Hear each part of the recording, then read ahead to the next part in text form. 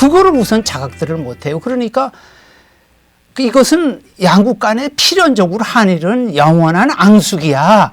뭐 이렇게 그런 걸 동원해서 그걸 반일에 쓴다 이거죠.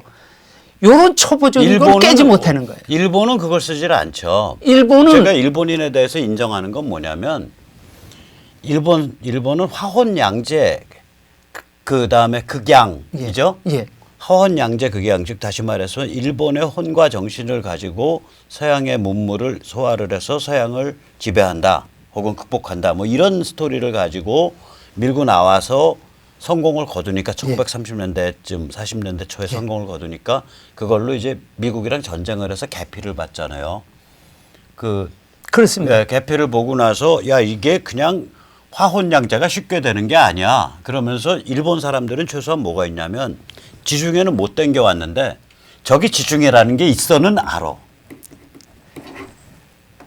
그러니까 내가 외부 세계랑 자기들이 지중해를 못 받아들였지만 외부 세계랑 인터페이스 할 때 뭘 조심해야 되는지 극도로 보수적이고 조심을 한다고요. 이 사람들이. 2차 세계대전 후에 그래요. 말씀하신 그대로예요. 그러니까 한국은 잘 살아보세 하나 가지고 온 거지 잘 살아보세 다음이 없었잖아요. 전 제일 아쉽게 생각하는 게 국민교육 헌장을 아주 우습게 뭐 교육치고 하는 식으로 치부해서 육공국이 버린 것은 전 치명적으로 잘못이라고 생각해요. 당시에 그 사람들이 우리 물질 이상으로 넘어가기 위해서 우리의 예를 들면 근면, 성실 이런 거를 강조하는 것을 근면과 성실과 창의 강조하는 게 어떻게 그게 군사문화하고 상관이 있느냐 이거죠. 근데 그걸 넘어갔는데 지금 말씀하신 대로 일본은 홍콩을 겪은 적이 없잖아요. 지금의 홍콩도 겪은 적이 없잖아요. 1945년 8월 달에 미국에 점령당하면서 일본은 원자탄에 의해서 전쟁에서 파괴되기 전에 일본을 복구하는 게 목표가 돼버렸어요. 당장 그때도. 정신적으로 하나 더 업그레이드 되는 게 아니고 한국은 그 당시에 과거로 돌아갈 수 없으니까 자관 새로운 국민국가 대한민국을 만들게 되는데 이런 과정에 대한 이해가 전혀 없는 거예요. 상호. 그러니까 한국 사람은 일본에 보는 것을 전혀. 일본 전에 말씀하셨지만 헌법 1조부터 10분의 1이 천황조항 아닙니까? 1조부터 헌법 전체 10분의 1이. 일본 사람들은 한국이 이 공화제, 대통령제 공화제라는 거를 또 잘 몰라요. 쉽게 말해서 늘 여기서 주제가 되는 것처럼 양국 모두 교양 교육에서 크게 실패를 했어요. 일본이 저희보다는 조금 나아요. 날 수밖에 없는 게 거기는 지중해가 있다는 걸 알고 예, 지중해가 알고, 얼마나 무섭다는 걸 알아. 또 하나는 여기 것들은 지중해가 있다는 것도 모르고 그냥 대충 개기면 다 될 줄 알아. 거기는 대학 졸업할 때까지 한자를 2200자는 배우잖아요. 아무리 바보래도. 네. 그리고 그 일본 사람들이 서양 문물을 한자로 다 번역을 했잖아요. 그러니까 말씀하신 대로 있는 걸 아는 거죠. 잠깐만요. 제가 일본 사람들이 서양 일본 애들이 만든 단어고 문물 일본 애들이 만든 단어고 번역 일본 애들이 만든 단어 아니야. 개념어는 다 그때 만들어진 거죠. 개념어 일본 애들이 만들었죠. 그러니까 개념어 자체는 거의 다 일본이 만든 거죠. 그러니까 오역도 있고 여러 문제가 있는데요. 예. 근데 뭐 그거를 근데 이제 한국 사람들은 그 서양 문물을 한자로 번역해서 소개하는 것이 일본이 했다는 자체도 모르고 있으니까 문제인 거죠. 제가 저기 우나위키에 한 섹션에 한번 그걸 하려 그래요. 일본어 그러니까 한자어의 기원. 예. 현대 문명을 나타내는 한자어의 그렇죠. 기원. 그래서 가장 잘 쓰이는 한자어 한 10,000개 정도를 해서 이게 예를 들면 이게 일본 난학파가 17세기에 만들었다. 혹은 메이지 유신기에 후쿠자와 유키치가 만들었다. 혹은 메이지 유신 이후에 시부사와 H의 뭐 제자가 만들었다. 이런 식일 거라고 되게 다. 그래 일본도 요즘 희한한 현상이 벌어지는 게요. 상용 한자 그러니까 신문 만든 데 사용되는 상용 한자가 있어요. 상용 한자를 쓰도록 하다 보니까 이제 그것도 일본도 이거 심각한 문제인데 상용 한자 범위 내에서 표현하다 보니까 일본도 어휘력이 점점 떨어져요.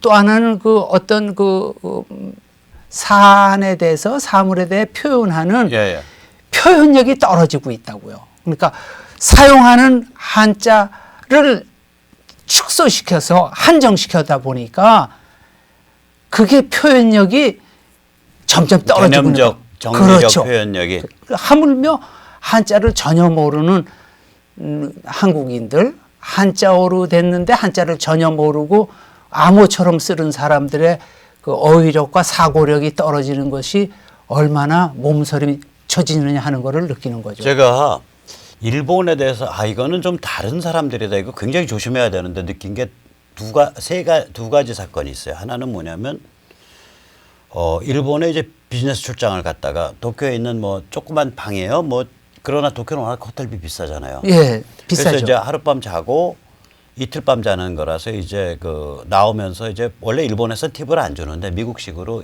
한 200~300엔을 올려놓고 나왔어요. 2~3천 원을 이제 침대 정리하는 비용이라고 해놓고 영어로 그냥 긁었어서 땡큐라고 해놓고 나왔어. 근데 이 호텔 방의 아줌마가 이제 라스트 네임을 확인한 것 같아. 성을 확인하기 이게 박 선생 아니요. 예. 그러니까 이거는 한국 사람이다라고 생각을 하고. 그러니까 이 요만한 손바닥만한 종이에다가 세로 쓰기로 한자를 섞어서 히라카나랑 한자를 섞어서 메시지를 썼어요. 한 10줄을. 그런데 그 필체가 내가 보니까 필체가 이게 거의 우리나라에 오면은 대서방을 할 수 있는 필체예요.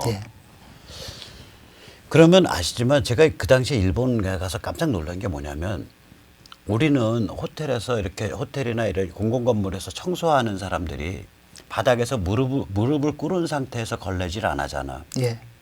일본은 요새도 일본은 아마 무릎 꿇고 걸레질 할걸요? 예, 여관 같은 데서 다 그렇게 합니다. 무릎 꿇고 걸레질 하잖아요. 무릎 꿇고 걸레질 하는 아줌마라고 그 아주머니가. 그런데 한자와 히라카나를 섞어서 우리나라에 갖다 놓으면 대서방을 열어도 될 정도의 필체로 유려하게 그것도 세로 쓰기로. 근데 그걸 보고 야 이거 민도가 이 정도로 이게 수준이 돼 있으면 이거 잘못 건드렸다가 큰일 나는구나.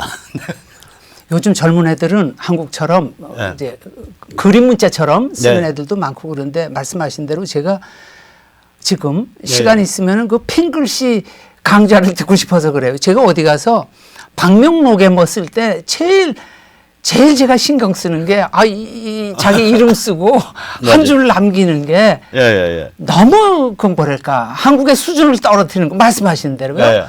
그 사람들 반듯한 그런 필체를 볼 때 그거 정말 주눅듭니다. 주눅들어요. 이게 보통 그다음에 이제 제가 두 번째 놀란 건 뭐냐면 영국의 브리티시 에어를 타고 영국 런던 히드로에서 이제 서울을 오는 비행기인데 중간에 나리타를 기착을 해요. 동경에. 그런데 이 영국 비행사라 이게 그때 비행기 80, 90년대 초인데 파업을 한 거야. 그래서 나리타에서 서울로 연결 안 해. 하룻밤 자야 돼. 그러니까 이제 저게 걸릴까봐 고소고발이 걸릴까봐 브리티시 에어가 일본 최고의 호텔에 넣었어요. 오타니 호텔에. 뉴 오타니 호텔. 제가 그래서 오타니 호텔에서 그때 잡았다니까. 그 오타니 호텔인데 이제 자는 거는 공짜인데 분명히 딱 보니까 이 호텔은 데이고쿠 뭐 오타니 그런 유명한 호텔 아니에요? 좋은 호텔입니다. 그 저기 나가서 이렇게 정원에서 박수 따닥 치면은 잉어가 막 오는 호텔 아니에요? 그게 정원 정원 큰 호텔이죠. 그러면 여기서 먹었다가 이게 내가 이제 너무 비쌀 것 같다. 그건 브리티시어가 안 주니까 내가 밤참 먹는 거는 여기서 룸 서비스에다가 거덜나는 거예요. 그래서 택시를 탔어요. 그리고 제가 말했죠. 그러니까 스시바 제일 가까운 데 가자. 그러니까 이제 생선 초밥집을 데려다 줬어. 그래서 저는 이제 생선 초밥 먹다가 이제 입가심 말라고 이제 김말이 그 테마키를 시켰는데 뭐라고 일본 말로 해. 그래서 다시 시켰는데 또 뭐라고 일본 말로 해. 짜증이 점점 나니까 옆에 손님이 떠벌떠벌하는 영어로 번역을 해주는데 메시지가 이거야. 이 사장님은 말씀하시길 나는 생선 초밥을 하지 테마키를 할 자격이 없다. 그런데 손님이 반드시 테마키를 드시고 싶다면 옆집에 있는 테마키 전문 그 요리사를 불러다가 손님을 위해서 내가 테마키를 말아드릴 수 있다.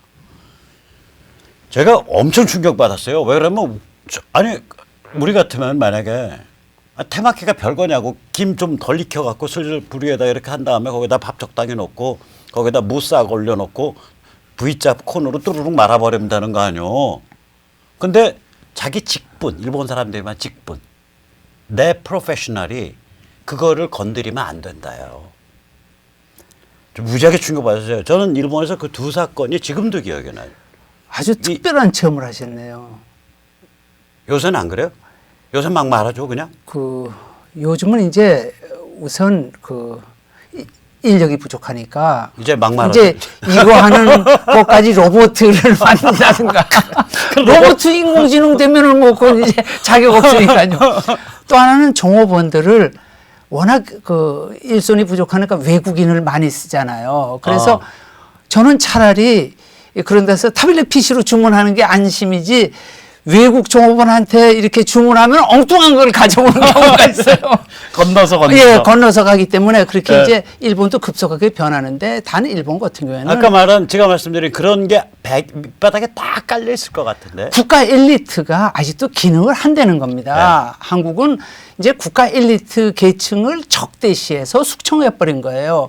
한국은 국가 엘리트를 부정하면요, 그 사회는 반드시 망하게 돼 있습니다. 왜냐하면 특히 이제 개인주의, 보통 사람들이 자기의 삶에만 충실하고 국가에 무관심한 그런 공동체에서 그것을 관리해 줄 수 있는 기꺼이 거기에 자기 재능과 정열을 쓰겠다는 엘리트 자체를 너희들이 무슨 뭐 적폐야 특권 계층에서 소멸해버리면 그 유지가 안 되죠.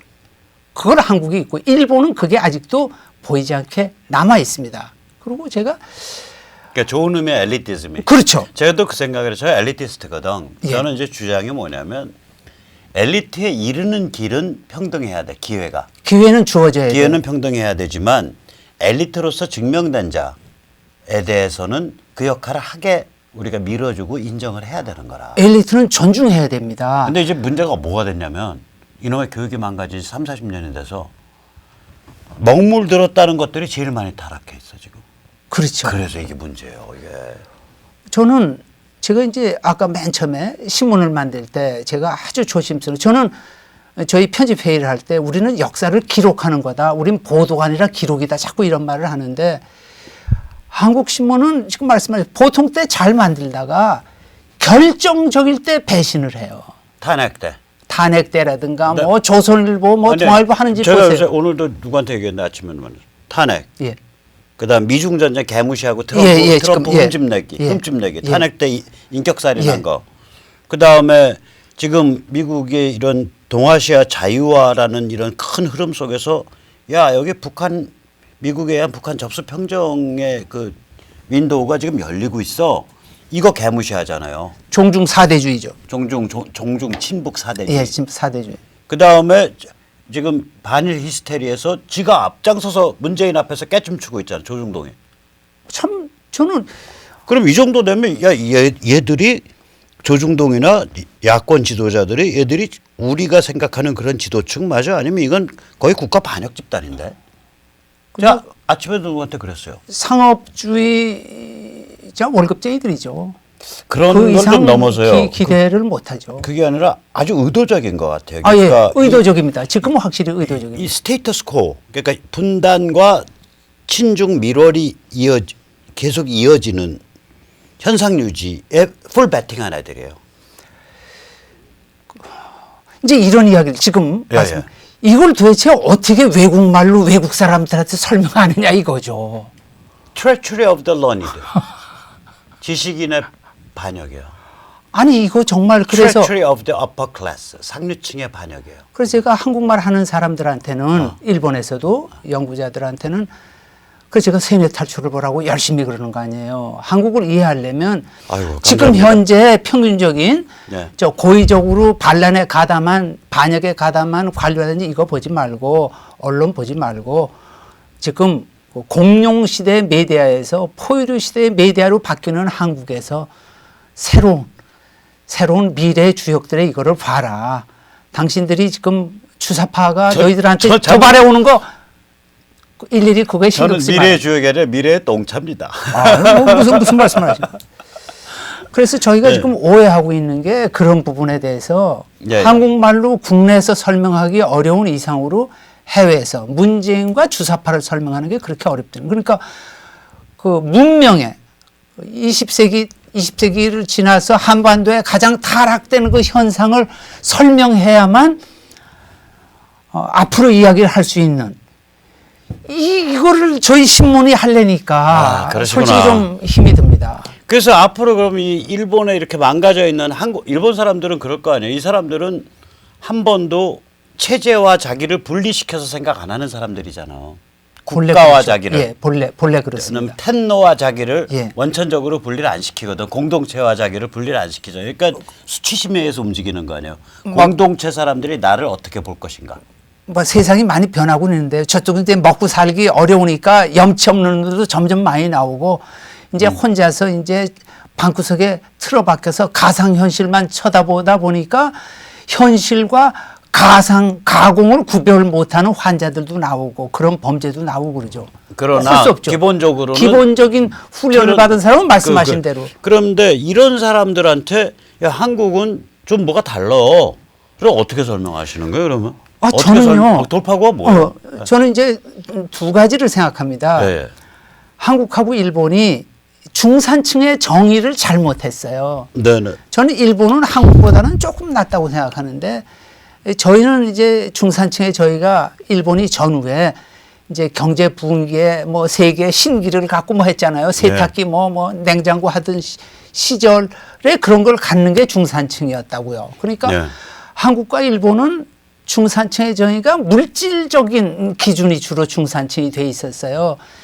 저는 중산층의 정의를 예를 들면 이 사람이 외국어를 배우려고 노력했느냐라든가 네. 돈 있으면은 다른 문명과 문화를 찾아서 여행을 했느냐라든가 네. 아니면 뭐 고급 취미를 가졌느냐라든가 여러 가지를 중산층의 기준으로 넣어야 된다고 생각하거든요. 네. 지금은. 네. 지금은 그런 운동이 필요하다고 생각해요. 네네. 근데 아직 일본은 제가 잘 모르는데 상류 사회는 그런 게 존재하는 게 틀림없어요. 정신적 귀족 사회는. 네. 예. 근데 일본도 이제 그 대중 서민 사회에서는 그 정신적 귀족을 추구하는 의미에서 중산층의 정의는 아직 없는 것 같고요. 그 점에서는 한국이나 일본이나 출발선이 똑같다고 생각이 됩니다. 그 점에서. 오히려 장기적으로 보면 지중해를 만약에 아시아인한테 진짜 끌어온다. 예. 그러면 한국이 먼저 가는 수가 있어요. 한국이 이게. 절대 유리하죠. 예. 한국 아까 제가 말씀드렸잖아요. 헐리우드 영화를 한국 사람은 재미있으면 4분의 1이 보는데 3분의 1 보는데 일본 사람은 봐요. 더 보죠. 한국이요. 왜 헐리우드 영화의 점유율이 유럽 영화는 또 안 그래. 예. 특히 프랑스 영화 인기 없는데 재미없으니까요. 헐리우드 영화 점유율이 50%가 넘어요. 근데 일본은 저희보다 말도 못하게 낮거든요. 예, 예. 그거 하나만 보더라도 한국은 그 수리만 하면 지금 고장난 DNA나 아니면 이제 그 어휘력 또는 지력을 높이는 뭐 시간은 걸립니다. 예, 세계 예. 탈수에 맨날 그것만 높이면 지중해를 바로 끌어오죠.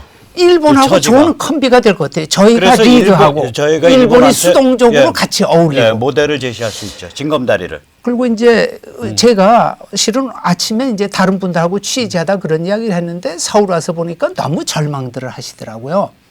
우리 지금 한반도의 상황을. 근데 저는 절망할 필요가 없다고 생각하는 게 이런 암울한 상황에서도 자관 어떻든 투표를 하면 죽어도 4분의 1은 거부표가 나오잖아요. 사실은 거의 50% 나오죠. 사실은 50%인데 네, 거의 50% 나오죠. 아무튼 지금 지방선거나 뭐 보궐선거 때 이건 다시 말해 뭐냐면 어떠한 선동과 세뇌에도 불구하고 4분의 1은 일단 정상 실현의 이야기예요. 정상일 뿐만 아니라 이게 워낙에 조중동까지 나서서 다 망가뜨리려고 덤비는 거에 대해서 저항력을 갖게 돼서 나날이 교양이 깊어지고 있어요. 깊어지고 있죠. 저도 깜짝깜짝 놀래요. 이 태극기 집회도 나가보면 그전에는 그냥 억울하신 박 대통령 석방하자 이것만 얘기했는데 이제는 미중 전쟁이 어떻고 트럼프 행정부가 어떻고 미국의 보수혁명이 어떻고 이 반일 히스테리는 쟤들이 관제 반일 세뇌고 그거 깨부셔야 되고 이거는 지금 쓰신 대로 한미일 삼각동맹을 파괴하려는 음모다. 아니 제가 지금 놀라는 반일은 게 반입니다. 예. 이게 이제 막 튀어나오고 있다니까. 세뇌 탈출로 대표되는 이런 것은 일본에서는 존재하지 않아요. 당분간은 제가 보기에 이게 일본에서는 저희하고 비례되게 출연을 못합니다. 왜냐하면 그건 문화적인 전통이나 그런 특성 때문에. 거기 이제 애국주의, 부국강병 뭐 이런 선에서 이제 좀 이게 멈추죠.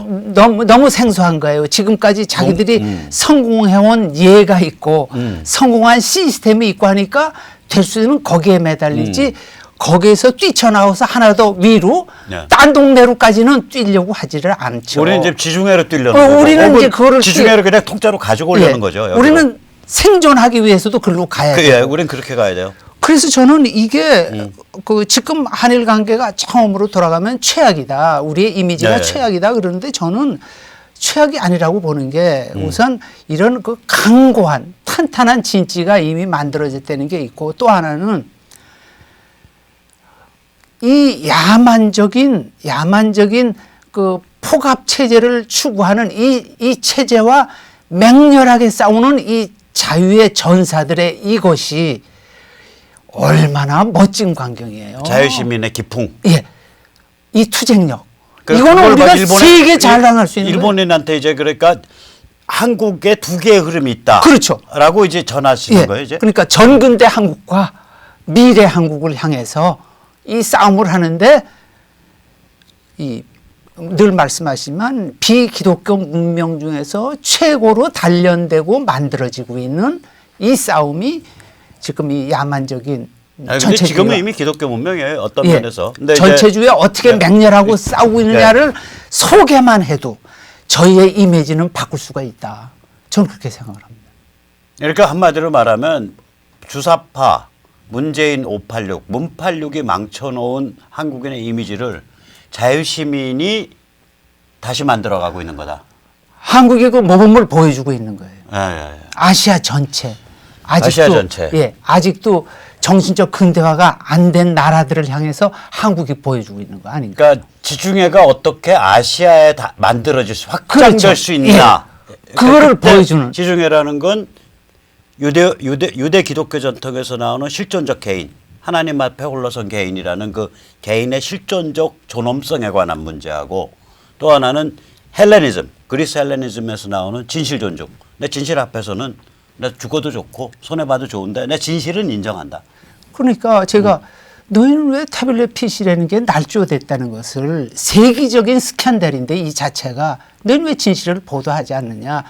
우리 한국의 자유투사들은 어디까지나 시시비비 진실에 기반해서 한다. 거기서 나온 것이 반일 종족주의 타파다. 우리가 우리를 극복하는 노력이다. 일본 사람들의 그걸 일부가 뻑가겠다. 한국에 대한 대한관이 바뀌고 있어요. 아, 이 반일 종족주의와 우리의 지금 이 전체주의와 투쟁이 한국은 반일 국가 뭐 고루하게 예, 하고 예. 했던 이미지가 바뀌는 결정적인 한국관이 바뀌는 그 기폭제가 계기가 되고 그게 한국인과 문재인 정권을 분리하는. 분리하고 예. 한국에서 이 정신적인 새로운 르네상스 폭발적인 이게 일어나고 있다는 것에 의해서 한국에 대한 한국관이 바뀌고 있다. 아, 이거는 참 제가 말씀드릴 용기 수 있어요. 백배합니다. 사실 맞습니다. 절대로 그렇습니다. 요번 이제 8월 15일 날 이제 다음 주 목요일쯤 돼요. 예. 8월 15일 날 이제 대대적으로 한판 붙는데 예. 아주 여러 그룹에서 나올 것 같은데 이 국본하고 이제 일파만파하게 이제 저쪽 그 정당 쪽이거나 뭐 정당에 가까운 쪽 빼고 나면 그게 사실 양대 집안인데 그 국본과 일파만파가 통합해서 내고 오는 슬로건이 아마도 반일 죽창 깨부수고 반문 죽창 지켜들자. 예, 반일 죽창 알겠습니다. 깨부수고 예. 반문 죽창 지켜들자. 그래서 이 반일 히스테리를 거기에 대한 투쟁을 가장 중요한 싸움의 전선으로 지금 잡기 시작했어요. 지금 말씀하신 거 저희 8.15 특집호에 제가 그대로 쓰겠습니다. 감사합니다. 감사합니다. 그래서 제가 끝으로 부탁드리고 예. 싶은 거는 한국에 계신 분들이 조금 더 시야를 지금 말씀하신 미중 전쟁과 시야를 넓히고 자신감을 가져주십사 하는 걸 제가 부탁드리고 싶습니다. 예. 자, 그럼 이제 홍 선생님 모시고 저기 이승만 학당에 가서 이영훈 교수님께 저는 인사만 드리고 다시 오겠습니다. 저기 오늘 너무 좋은 말씀해 주셔서 감사하고요. 아유, 예. 전 영광스럽고요. 제가 너무 횡설수설 잡담을 많이 해서 죄송스럽습니다. 여기 원래 잡담 아니에요. 예. 감사합니다.